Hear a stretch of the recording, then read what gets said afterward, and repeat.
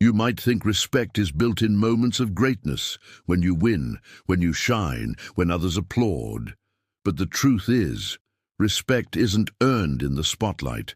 It's built quietly, in the background, through what you tolerate, what you repeat, and what you let slide every single day. There are habits, subtle, almost invisible, that silently chip away at how people see you. Habits that make others nod politely, but trust you a little less. Habits that make you look strong on the outside, but weak in character where it matters most. The Stoics warned us about this centuries ago. If you wish to be respected, Marcus Aurelius wrote, first respect yourself. Because how you live privately determines how the world treats you publicly. Today, we're diving deep into 4 everyday habits that quietly destroy your respect, and how Stoic discipline can help you reclaim it before it's too late. Before we begin, if personal growth, discipline, and Stoic philosophy inspire you, hit that like button, subscribe, and share this with someone ready to level up their mindset. Your support fuels this community of strength and reflection. Welcome to Converted into Stoic, where every lesson moves you closer to mastery. Let's start redefining what true respect looks like, together. Respect rarely vanishes overnight. It fades quietly, like paint peeling from an old wall. You don't notice it at first, until one day you realize the colors are gone. Most people believe disrespect comes from others, from betrayal, rejection, or judgment. But often the truth is harsher. Respect starts to erode from within, from the small compromises you make with yourself, from the moments you know better, but do less. You promise to be consistent, but skip your own standards. You allow gossip, dishonesty, or laziness to linger. And each time, a small part of your integrity slips away. The Stoics understood this better than anyone. Marcus Aurelius wrote, "Waste no more time arguing about what a good man should be. Be one. Because respect is not demanded, it's demonstrated, in silence, in repetition, in restraint. When you start losing respect for yourself, others can feel it. They may not say it, but they sense it, in your tone, your habits, your lack of follow-through. That's where the cracks begin, and if you don't repair them early, they become who you are. Gossip is one of those habits that feels harmless, even bonding at times. It starts as small talk, a bit of curiosity, maybe even laughter shared over someone else's story. But beneath that momentary thrill hides a slow toxin, one that corrodes your credibility. Because here is the uncomfortable truth. The person who gossips to you will eventually gossip about you, and when you join in, even quietly, you're telling the world something dangerous, that your loyalty is negotiable. The Stoics warned us about this centuries ago.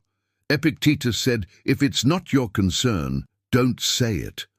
Gossip is not wisdom, it's wasted focus. It's using another person's flaws to distract from your own. I once heard a mentor say, great minds discuss ideas, not people, and it stuck, because gossip might make you sound interesting in the moment, but it makes you untrustworthy in the long run. When you speak about others, you're shaping how people perceive you. So if you want to be respected, let your words build, not break. Choose silence over noise. Choose dignity over drama. That's where true strength begins. Few things shatter respect faster than unreliability. In today's world, everyone promises, but few follow through. We promise to show up, to change, to help. But when it's time to act, excuses quietly take the place of integrity, and every time your word falls short, it costs you something invisible but priceless. Trust. People stop believing what you say because they've learned to believe what you do. Seneca once said, "Nothing is more valuable than the commitment of a person of integrity." And he was right. Your reliability is your reputation in motion. When your word means something, people listen differently. They count on you, not out of obligation, but out of respect. It doesn't matter how talented you are, how charming, or how ambitious. If you can't keep your word, you're building your life on sand. So before you promise anything, pause. Ask yourself, can I truly commit to this? Because a small, honest no is far more powerful than a beautiful, broken yes. Consistency isn't glamorous, it's discipline, but it's also the foundation of respect that never fades. We've all done it, cut someone off mid-sentence, convinced that what we're about to say is more important. It feels innocent in the moment, even enthusiastic, but to the person on the other side, it sends a clear, silent message. My voice matters more than yours. And that's how respect starts to fade, not through insults, but through impatience. The Stoics saw listening as an act of strength.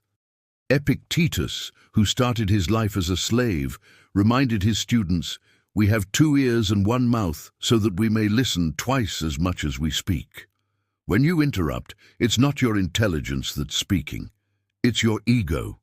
And the ego always wants the last word, even when wisdom would choose silence. I learned this the hard way early in my career. I thought speaking more made me look confident. It didn't. It made me look insecure, desperate to be heard instead of worth listening to. Respect isn't earned by volume, but by presence. Let others finish. Pause before you respond, because when you truly listen, people don't just hear you. They feel understood. We all complain about the weather, the job, the people, the traffic. But when complaining becomes a habit, it stops being expression and starts being identity. And nothing drains respect faster than someone who radiates negativity. Here's the thing. People naturally move toward those who bring clarity, calm, and strength. When you constantly point out what's wrong, you don't inspire change, you spread fatigue. Even when your complaints are valid, they tell the world that life controls you, not the other way around. The Stoics had no patience for this mindset. They taught that peace comes from accepting what you can't control and improving what you can. Marcus Aurelius said it best, "You have power over your mind, not outside events." Every complaint is a moment wasted that could have been action. So next time you feel that urge to vent, pause. Ask yourself, is this under my control? If yes, act. If no, release it. The moment you stop fighting reality, you free your energy. And the quieter your complaints become, the louder your presence speaks. Because respect isn't built in perfection. It's built in emotional discipline.